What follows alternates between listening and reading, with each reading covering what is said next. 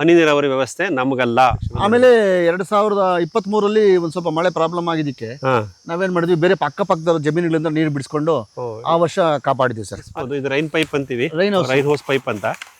ನಿರ್ದಿಷ್ಟ ಅಂತರದಲ್ಲಿ ಅದನ್ನು ಹೋಲ್ನ ಪಂಚ್ ಮಾಡಿ ಇಟ್ಟಿರ್ತಾರೆ ಸರ್. ನಮ್ದು 90 ಅಡಿಯಿಂದ ಸ್ಟಾರ್ಟ್ ಆಗಿ 350 ಅಡಿಗೆ ನಿಂತಿದೆ ಸರ್. ಈಗ ನೀರು ಈಗ 2.5 ಇಂಚಿಗೆ ನೀರಿಗೆ ಏನು ತೊಂದರೆ ಇದೆ. ಈಗ ಪ್ರತಿ 20 ಅಡಿ ಅಂತರದಲ್ಲಿ ಫೀಡರ್ ಲೈನ್ ಇದೆ. ನಮ್ಗೆ 2 ಅನುಭವ ಆಯ್ತು. ಬ್ಯಾಡ್ ಎಕ್ಸ್ಪೀರಿಯನ್ಸ್ ಆದ್ಮೇಲೆ ನಮ್ಗೆ ಈಗ ಅದು ನಮ್ಗೆ ಸ್ವಲ್ಪ ದುಡ್ಡು ನಷ್ಟ ಆಯ್ತು, ಇದು ನಷ್ಟ ಆಯ್ತು. ಇಲ್ಲಿ ನಮ್ಗೆ ಬಿಳಿ ಫಂಗಸ್ ತರ ಡೆವಲಪ್ ಆಗಿದೆ. ಇದನ್ನ ಮಿಲಿ ಬಗ್, ವೈಟ್ ಬಗ್ ಅಂತ ಕರೀತಾರೆ.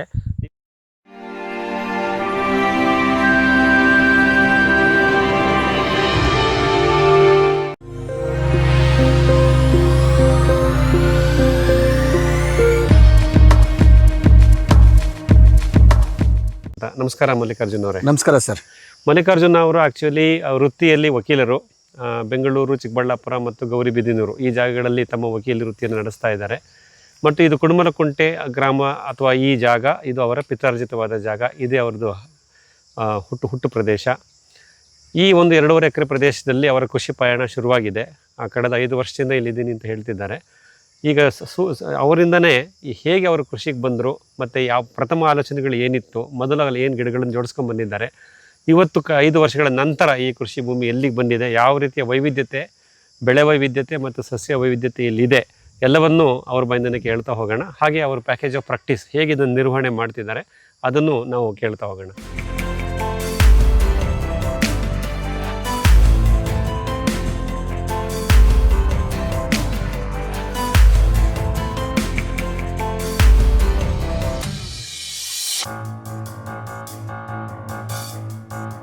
ಸರ್, ನಾನು ಮಲ್ಲಿಕಾರ್ಜುನ್ ಅಂತೇಳಿ ಇಲ್ಲೇ ಸ್ಥಳೀಯ ವಾಸಿ.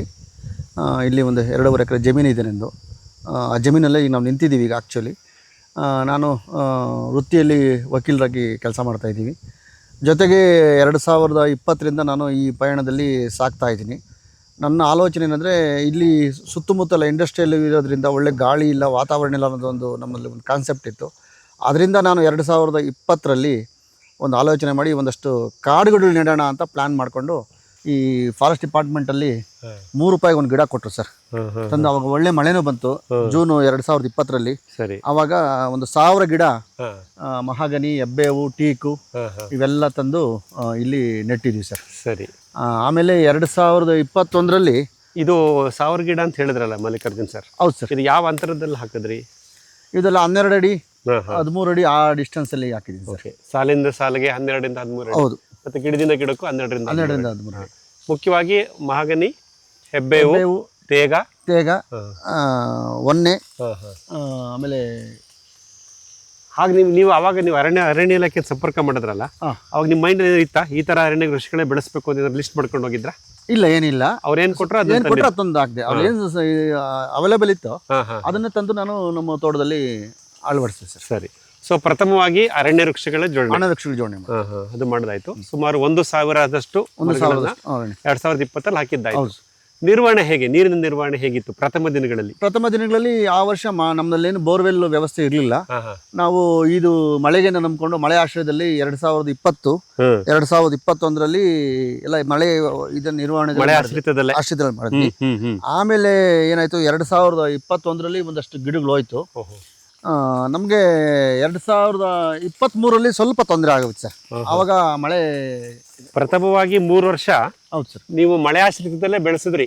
ಈ ನಮ್ಮ ಮಹಾಗನಿ, ಹೆಬ್ಬೇವು, ಹೌದು ಸರ್, ತೇಗ ಮತ್ತು ಮತ್ತಿ. ಹೌದು, ಸಂಪೂರ್ಣ ಇದ್ರ ನೇಚರ್ ಇದ್ರಲ್ಲೇ ಬಂದಿದೆ ಸರ್. ಸರಿ. ಅವಾಗ ನೀರಿನ ಅದು ಟ್ಯಾಂಕ್ ಮಳೆ ಆಶ್ರಿತ. ಆಮೇಲೆ ನೀವು ಹೊರಗಡೆಯಿಂದ ತರ್ಸಕ್ ಶುರು. ಆಮೇಲೆ 2023ರಲ್ಲಿ ಒಂದ್ ಸ್ವಲ್ಪ ಮಳೆ ಪ್ರಾಬ್ಲಮ್ ಆಗಿದ್ದಕ್ಕೆ ನಾವೇನ್ ಮಾಡಿದ್ವಿ, ಬೇರೆ ಅಕ್ಕಪಕ್ಕದ ಜಮೀನುಗಳಿಂದ ನೀರು ಬಿಡಿಸ್ಕೊಂಡು ಆ ವರ್ಷ ಕಾಪಾಡಿದ್ವಿ ಸರ್. 2025ರಲ್ಲಿ ನಮ್ಗೆ ಆಲೋಚನೆ ಬಂತು, ಇಲ್ಲ ಗಿಡಗಳು ಉಳಿಯಲ್ಲ, ಹೊರಟೋಗ್ತಾವ ಇವು ಅನ್ನೋ ಇದರಿಂದ ಆ ವರ್ಷ ನಾವು ಬೋರ್ವೆಲ್ ಹಾಕಿ ಹೊಸದಾಗಿ ನೀರು ಇದು ಮಾಡ್ಕೊಂಡ್ರಿ.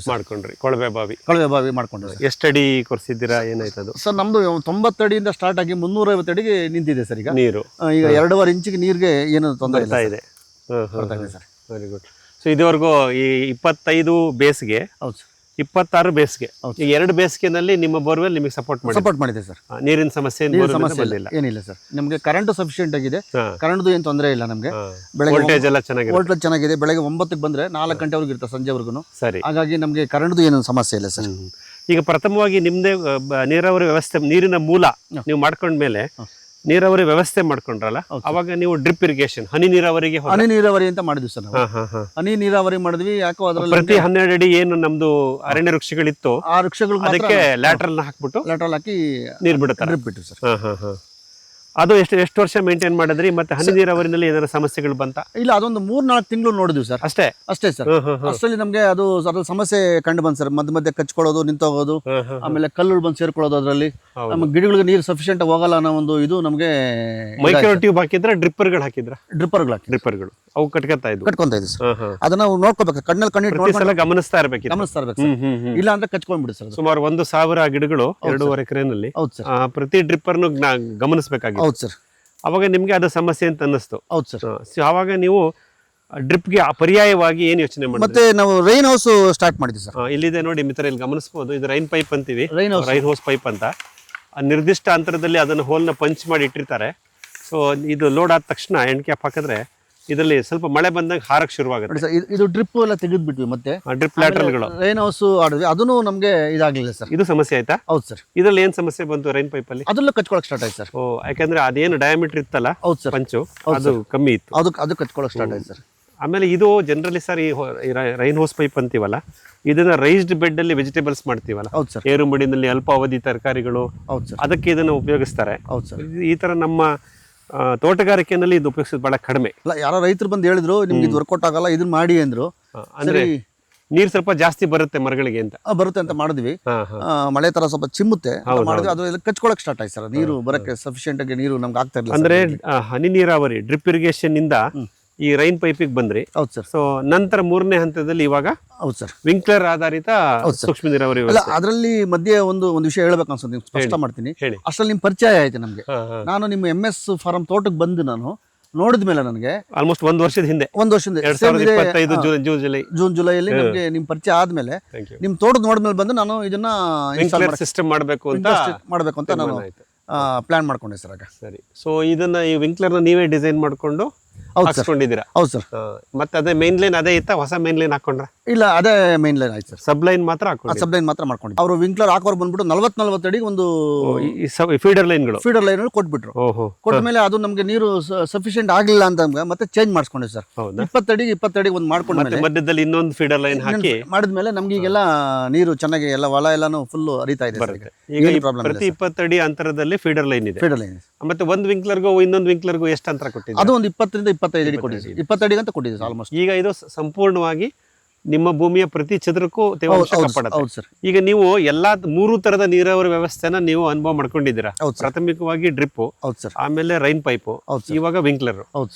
ಇವೆಲ್ಲವನ್ನು ನೋಡಿದಾಗ ನಿಮ್ಗೆ ಹೇಗೆ ಯಾವ್ದು ಉತ್ತಮ ಅನ್ಸುತ್ತೆ? ನಮ್ಗೆ ವಿಂಕ್ಲರ್, ನಮ್ಗೆ ನಮ್ಮ ಅನುಭವದಲ್ಲಿ ವಿಂಕ್ಲರ್ ಚೆನ್ನಾಗಿ ಕೆಲಸ ಮಾಡ್ತಾ ಇದೆ ಅನ್ಸ್ತಾ ಇದೆ. ಯಾಕಂದ್ರೆ ನಮ್ಗೆ 2 ಅನುಭವ ಆಯ್ತು. ಬ್ಯಾಡ್ ಎಕ್ಸ್ಪೀರಿಯನ್ಸ್ ಆದ್ಮೇಲೆ ನಮ್ಗೆ ಈಗ ಅದು ನಮ್ಗೆ ಸ್ವಲ್ಪ ದುಡ್ಡು ನಷ್ಟ ಆಯ್ತು, ಇದು ನಷ್ಟ ಆಯ್ತು. ಬಟ್ ವಿಂಕ್ಲರ್ ಅಲ್ಲಿ ನಮ್ಗೆ ಒಳ್ಳೆ ಇದು ಚೆನ್ನಾಗಿ ನೀರು ಚೆನ್ನಾಗಿ ನಮ್ಮ ಹೊಲ ಎಲ್ಲಾನು ಚೆನ್ನಾಗಿ ಕಾಪಾಡ್ತಾ ಇದೆ ಸರ್. ಅಂದ್ರೆ ಮಲ್ಲಿಕಾರ್ಜುನ್ ಅವರಿಗೆ ನಿಮ್ಮ ಅನುಭವವನ್ನು ನೀವು ಆಧಾರವಾಗಿ ಇಟ್ಕೊಂಡು ಹೇಳುವಾಗಿದ್ರೆ, ಹೊಸದಾಗಿ ಕೃಷಿ ಮಾಡೋ ಕೃಷಿಕರಿಗೆ, ಅದು ನಮ್ಮ ತರ ಬಹುಬೆಳೆ ಬಹು ಮಾಡಿ ನೈಸರ್ಗಿಕ ಕೃಷಿ ಮಾಡ್ಬೇಕಂತ ಹೊರಟವ್ರಿಗೆ ಪ್ರಥಮ ದಿನದಲ್ಲೇ ನೀವು ವಿಂಕ್ಲರ್ ಹೋಗಿ ಅಂತ ಹೇಳ್ತೀರಾ? ಈ ಎಲ್ಲ ಅನುಭವಗಳ ಆಧಾರದಲ್ಲಿ? ಹೌದು ಸರ್. ಹೌದಾ? ನಮ್ಗೆ ಆರ್ಥಿಕವಾಗಿ ನಮ್ಗೆ ನಷ್ಟನೂ ಆಗೋದಿಲ್ಲ. ಯಾಕಂದ್ರೆ ನಾವು ಅದನ್ನೆಲ್ಲ ಪ್ರಯೋಗ ಮಾಡಿ ಬರೋಷ್ಟರಲ್ಲಿ ನಮ್ಗೆ ಬೆಳೆನೂ ನಷ್ಟ ಆಗುತ್ತೆ, ನಮ್ಗೆ ಆರ್ಥಿಕವಾಗಿ ನಷ್ಟ ಆಗುತ್ತೆ. ಅದ್ರ ಬದಲು ನಮ್ಮ ಅನುಭವದ ಬೇಕಾದ್ರೆ ಹೇಳ್ಬೇಕಾದ್ರೆ ವಿಂಕ್ಲರ್ ಬೆಸ್ಟ್ ಸರ್. ಮಿತ್ರರೇ ನೋಡಿ, ಇದನ್ನು ಗಮನಿಸ್ಕೋಬಹುದು. ಈಗ ನಮ್ಮ ಮಲ್ಲಿಕಾರ್ಜುನ್ ಸರ್ ಅವರ ಅನುಭವದಲ್ಲೇ ಹೇಳ್ತಿದ್ದಾರೆ. ನಾನು ಆಲ್ರೆಡಿ ಹೇಳ್ತಿರ್ತೀನಿ ಯಾವಾಗಲೂ, ಈ ಹನಿ ನೀರಾವರಿ ಡ್ರಿಪ್ ಇರಿಗೇಷನ್ನು, ಮಾನೋಕ್ರಾಪಿಂಗು, ಕೆಮಿಕಲ್ ಫಾರ್ಮಿಂಗು, ಏಕ ಬೆಳೆ ಪದ್ಧತಿ, ರಾಸಾಯನಿಕ ಕೃಷಿ ಅವ್ರಿಗಷ್ಟೇ ಈ ಡ್ರಿಪ್ ಇರಿಗೇಷನ್ ಆಗುತ್ತೆ ಹೊರತು ನಾವು ಏನು ಬಹುಬೆಳೆ ಬಹುಮಡಿ ಪದ್ಧತಿ ಮತ್ತು ಸಾವಯವ ಅಥವಾ ನೈಸರ್ಗಿಕ ಕೃಷಿಯಲ್ಲಿ ಮಾಡ್ತೀವಿ, ನಮಗೆ ನಮ್ಮ ಕೃಷಿ ಭೂಮಿಯ ಪ್ರತಿ ಚದುರದಲ್ಲೂ ಪ್ರತಿ ಅಂಗುಲದಲ್ಲೂ ತೇವಾಂಶ ಇರಬೇಕು. ಒಂದಲ್ಲ ಒಂದು ಸಸ್ಯ ಪ್ರಭೇದಗಳು ಇಲ್ಲಿ ಬೆಳೀತಾ ಇರ್ತವೆ. ಅದನ್ನು ಮಾಡಲಿಕ್ಕೋಸ್ಕರ ನಾವು ಮೊದಲ ದಿನದಿಂದಲೇ ಈ ವಿಂಕ್ಲರ್ ಆಧಾರಿತ ಸೂಕ್ಷ್ಮ ನೀರಾವರಿ ವ್ಯವಸ್ಥೆ ಜೋಡಿಸ್ಕೊಳ್ಳೋದು ಭಾಳ ಒಳ್ಳೆಯದು. ಅದು ನಾವು ಇವತ್ತು ಇಲ್ಲಿ ಅವರ ಅನುಭವದಿಂದನೂ ನಮಗೆ ಅದನ್ನು ತಿಳಿಸಿದ್ದಾರೆ. ದಯವಿಟ್ಟು ಯಾರು ಹೊಸದಾಗಿ ಕೃಷಿ ಪ್ರಾರಂಭ ಮಾಡ್ತಿದ್ದೀರೋ, ನೀವು ಈ ಒಂದು ಬಹುಬೆಳೆ ಬಹುಮಡಿ ಪದ್ಧತಿ ನೈಸರ್ಗಿಕ ಕೃಷಿ ಅಳವಡಿಸ್ಕೊಳ್ಳೋಗಿದ್ದರೆ ಪ್ರಥಮ ದಿನದಿಂದಲೇ ವಿಂಕ್ಲರ್ ಆಧಾರಿತ ನೀರಾವರಿ ವ್ಯವಸ್ಥೆ ಮಾಡ್ಕೊಳ್ಳಿ. ಹನಿ ನೀರಾವರಿ ವ್ಯವಸ್ಥೆ ನಮಗಲ್ಲ ಅನ್ನೋದನ್ನು ಮತ್ತೆ ನಾವು ಇಲ್ಲಿ ನನ್ನ ಅನುಭವದಲ್ಲೂ ಆಗಿದೆ MS ಫಾರ್ಮ್ ದೊಡ್ಡಬಳ್ಳಾಪುರದಲ್ಲಿ, ಮತ್ತು ಮಲ್ಲಿಕಾರ್ಜುನ ಸರ್ ನಮ್ಮ ಈ ಗೌರಿಬಿದನೂರು ತೋಟದಲ್ಲಿ ಇದನ್ನು ಕೇಳಿದ್ದಾರೆ. ಸರ್ ಇದಿಷ್ಟಾಯಿತು.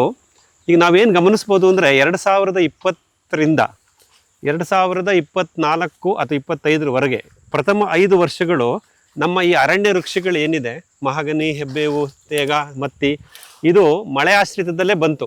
ಹೌದು ಸರ್. ಪ್ರಾರಂಭದಲ್ಲಿ ಇವಕ್ಕೆ ತನ್ನದೇ ಆದಂಥ ಒಂದು ಒತ್ತಡ ಶುರುವಾಗಿದೆ. ಹೌದು ಸರ್. ಅಲ್ವಾ, ಪ್ರಾರಂಭದ ಹಂತಗಳಲ್ಲಿ. ಹೌದು ಸರ್.